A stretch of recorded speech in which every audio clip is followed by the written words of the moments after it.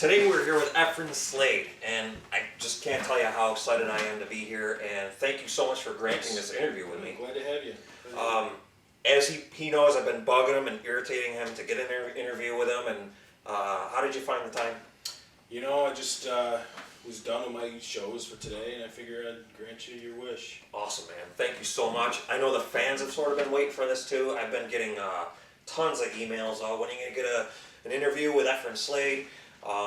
So here I am, Luther Complexity with none other than Efrin Slade. Thanks for having me. So some of the fans have posted some things, some questions that I wanted to get to. Like, artists, guitar players usually have like their number one favorite guitar. What would it be? Is this the one that you? This is the one I do most of my hacking with. I don't know. It's just I've had it for a long time. I've been used to it, the way it feels, the way it rubs in me. It's just how I like it. It's just the one I like. Awesome. All right. So I guess my other question, since this is your number one, this is your go-to guitar. This is my go-to. Yeah. Do you have number two? Yeah, I do. It's a brown. It's a brown one. It's on the other side. That's an awesome guitar. I'm not sure what brand is that one. It's. I forgot. Okay. Now. What sort of gear? Let's talk about gear. We had a question. Ralph Pizak wants to know what is your amp that you take on the road with you? What's your? Well, the main one I take. This is what I take with me normally. It's. I know you might be thinking, well, how do you do a show with this? Well, let me just tell you, this thing cranks. So Is that all you take? That's it. I take this and I put it on stage and I just turn it up all the way and then just. Wow, that's awesome. Here, hand it over here because I'm not sure if the camera's gonna, the people at home can see that, but yeah, this is all he uses. Yeah. How many watts is this thing? I don't know, 30. Wow. And so, what sort of venues do you play? That how many people would be at how big would the auditoriums or whatever be for you? Well, I normally play overseas, Germany, Europe, things like that, and I can fit 50,000 in an amphitheater. Wow. Yeah. No kidding. I mean, I knew that. They're really into metal over there, so. Yeah, it's so much different than it is here. It really nowadays. is, yeah. Over here, it's kind of died off a little, but I mean, over there, we're still going strong. So we spend most of my time over there. I got a home over there. Awesome. Yeah. Beautiful. Do you have how about family? Any family over there? I or don't something here? know. I keep the family over here. Yeah. My wife, 3 kids, and I'm over there probably 90% of the year. And they're just over here doing whatever they do. Now, do you see the kids that you have over there? Yeah, I get pictures in the mail sometimes. I know you're probably thinking, why not Skype or use a computer? It is the 21st century. Efrin isn't about that. Yeah. Efrin isn't about technology. Efrin is about metal. That's what we like about you is you're like a no-nonsense type of guy. That's true. Like, there's no Twitter, there's no any of that stuff. And yeah. I don't need it, That's the thing. I don't need it. There's endless guitar articles on this guy. Just his complexity of playing style and stuff like that. This is almost like it's a commercial for this amp here, but it's not. Trust me, we're not sponsored. You're not. Do you have any sponsors, by the way? I used to be sponsored back in the 90s, but it just kind of died off, and now I just do it all myself. I'm all self-funded. You ever heard of Insane Clown Posse? I've heard of them. Yeah. Yeah. Well, I'm nothing like them. They are huge with like self-sponsorship. Right. Yeah, I have nothing like that, but I do all right. Who were you sponsored with? There was a couple companies back in the 90s. You remember Advantage? Yeah, they made battery packs. That's true, yes. And I would use their battery packs all the time. They'd throw me a couple bucks, when I get hungry. For like endorsement, like stickers. Yep. Edward Flank wants to know, do you give guitar lessons in your spare time when you're not touring and stuff? I used to. Actually, I still do sometimes. If there's a kid, that's struggling and I'm his favorite guitarist, which happens quite a bit. Right. I'll make time for him, or I'll try to anyway. Sometimes they get a hold of me, sometimes they're not. One time, I had a kid in my house when I got home. With his guitar? Yeah, ready to go? Ready to go. I told him, he contacted me. I don't know how he got my address, but he mailed me a letter. And he knew where I lived, obviously, and he goes, "Hey, would you have time to teach me guitar some, teach me some lessons sometimes?" And I was like, "Well, there's probably going to be a time where I have nothing to do when I get home from a show and I'm bored, and if you happen to be in the neighborhood, swing by Really? and I'll teach you." And so I came home from a show one day, and there he was in my living room in his underwear. Ready to rock and roll. Yeah. How did that lesson go? Was it awkward? It was awkward at first, but once I got into my underwear and we both just chilled out, and it worked out good. That's awesome, dude. That's what I like about you too. Again, getting back to the down to the earth thing. No Twitter, no cell phones, Right. no computers. It's all about making people feel comfortable with you. Absolutely, man. That's so cool. Actually, so what we're gonna do, and because of course they just want to see what you're working on currently nowadays, Okay. scales, modes. Do you have any literature that you go by, that you swear by, anything like that? Well, as you can see, I got a couple books here. Yeah. I use this book a lot, Guitar Churd, and I use this a lot just because, when you're first starting out, you need, not that I'm just starting out. Yeah. But, It's cool to go back and go, oh, I remember when I used to Right. have to do that. Plus, I got all my notes in there. Yeah. I don't think this was supposed to be in here. Sherry called. What other sort of books do you do? Oh, I got this one, the exercise book. When I'm not playing, I'm exercising. You got to stay in shape. You got to keep that body in shape because you're on the road a lot. You know what I mean? Oh, okay. We won't talk about what that was. Right. So it says to do squats on a regular basis. This Yeah. will help you be a better bassist. It will, because you know how when you're on stage with a bass is a little heavier. You're just all boom, boom, boom. And but when you got a big bass like that, you need to have a strong lower body. Right. So. What about here? It says to do crunches, as many as you can within 30 seconds. That's right. You just do what you can do. You got to stay in shape on the road. It'll wear you out. It's incredible, the exercise book. So you swear by this? Yes. Awesome. Yep. Well, let's get to a basic. Tuning a guitar. Let's go ahead, and I'm sure this thing's in tune already, but let's just go through your procedure, what you do. So, all right. So what you do is every time I pick up this guitar, I always check everything before you jam. It just makes it easier, and you just like first things first. You just go. It's all right. It's a little off, but So what you do is you just. Yeah, something's off. So then you just tweak these a little until it sounds better. Stanley Terpster wants to know what sort of things you're working on nowadays. What sort of songs you're going to be doing. If you could play something, he wants to see what's coming out in the new album. Maybe we can have a little teaser. This is kind of top secret. The album isn't out yet. We're laying down tracks right now, but I could probably show you something.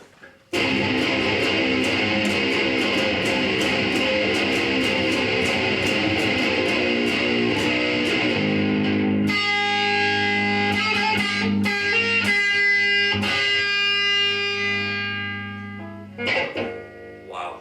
And that, like I say, it's not done yet, but we're getting there. Wow. I just can't wait for the new album. Yeah, it's going to be great. Me and Ted Kaczynski's going to... What was that? Do me a favor, don't touch any of my stuff. Don't touch my stuff. I thought I said that when you guys came in here. Touch it. Yeah, well, guess what? He did. If he meant to or he didn't mean to, he touched my stuff.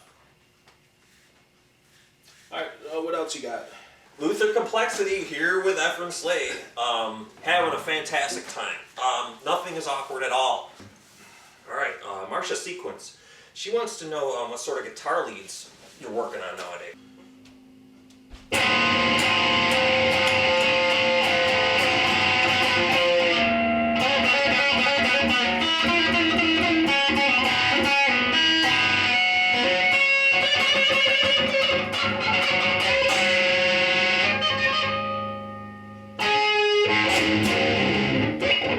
We'll wrap it up because we don't want to take too much of your time. I appreciate that because I am very busy, and I know you guys are too, but I think my time's a little more important.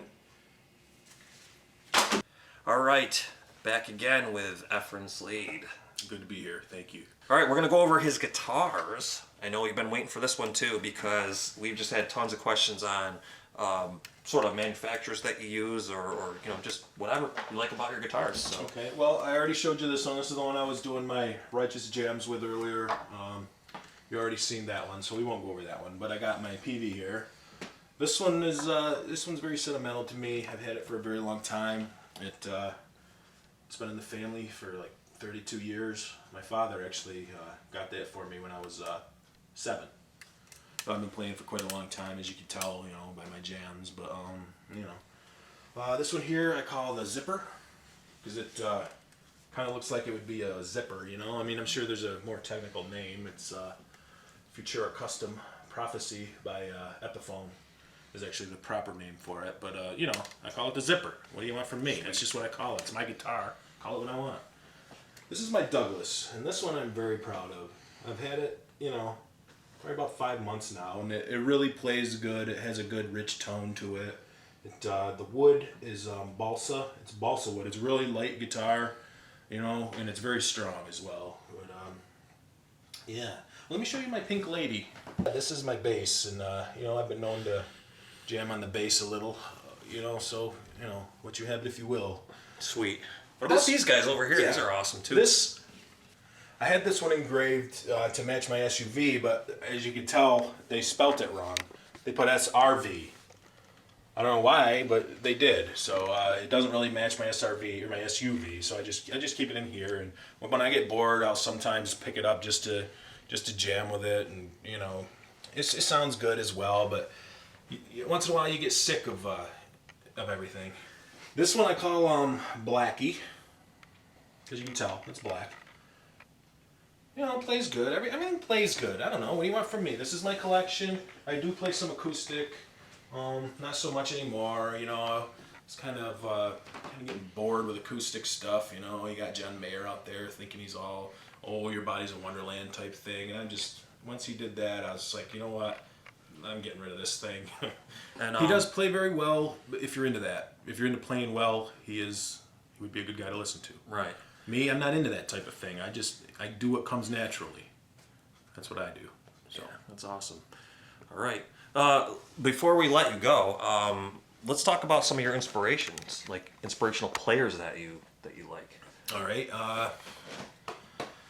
Steve Vai, I could think of one right now. I used to have a Steve Vai guitar. It got stolen when I moved over here. You know, he's probably one of my best. There's Eddie Van Halen. There's Richard Dugard from Zap Quiet. Yeah, so, you know, there's a lot of inspirational guitar players that I get inspiration from. It's kind of redundant, but, you know, that's what it is. That's who I am. That's how I am. If you don't like it, you know, it's your problem, not mine. Okay, we're going to go over another thing, and we got a question from Zach Wildery, and he wants to know what sort of equipment you use. In other words, the stuff over there, I see you got a little bit of a rack going on. I do. Well, come on over. Got my Integra. Yep. You might be thinking, you know, why doesn't he have the new top-of-the-line stuff? Well, because I don't want the new top-of-the-line stuff. The new top-of-the-line stuff, as far as I'm concerned, is garbage. So I get this old stuff. You know, I get them at garage sales and stuff like that. Not because I don't have any money, like everyone else says on them stupid websites. The forums. The forums. Yeah. I mean, I'm not really onto that stuff, but people tell me, oh, you're broke, you know, and all that. But I get this stuff because it sounds better. That's why I get this stuff. Not because it's cheap. I mean, I got this thing. This was $39. Like, I bought it 10 years ago. You think that's cheap? 10 years ago, that wasn't that cheap. $39. That'll put a hole in your wallet. But I got this patch bay. I built this. As you can see, it's homemade. I do a lot of stuff homemade. It's just easier. Why do you have two? Well, did you ever hear the old expression, two is better than one? Oh, absolutely. When one goes down, I got an extra. I got a spare. And I keep them patched in together because sometimes, you know, sometimes it just sounds better like that. Plug in my guitar, and then I have a splitter. So I'll plug it into both of these, and it sounds like there's two people with me. Well, that was a fantastic walk around that we just did. Again, you're welcome.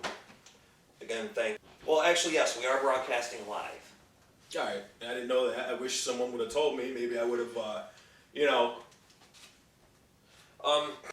Again, he went on and talked about a few things that well, he was discussing things with me behind the scenes there when you were in the potty. And this is just out there in cyberspace. The trolls, if you will. The guys who are pecking away at their keyboard with just attitude problems that have nothing better to do than pick on people like Efrin Slade, one of the greatest guitarists of all time. He was saying, like, your attitude, and you're not really that good, and, I unplugged it. yeah. Big deal.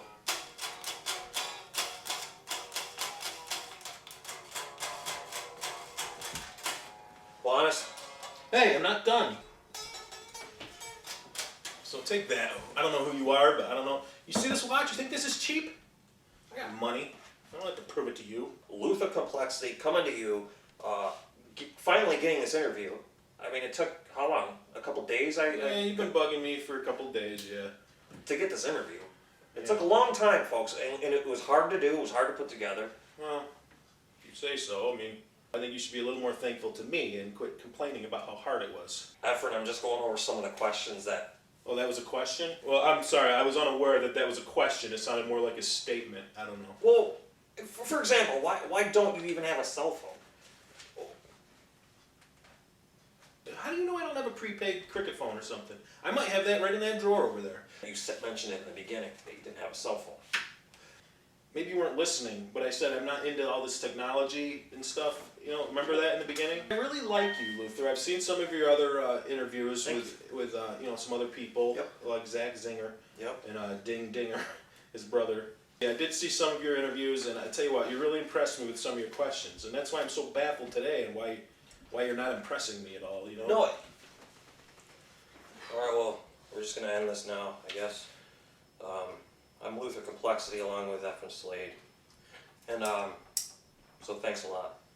Thank you for everything. We just wanted to, give a shout out to all of our viewers. Thank you for the questions and thank you for the answers. So we're going to wrap this up. But stay tuned next time, because next time we're going to have a bunch of other guests. What's going on here? No, I'm going to be interviewing zebra mussels. Look, let me just say something. You asked me for this interview. And And rightfully... I don't appreciate you cutting me short or cutting me off just now.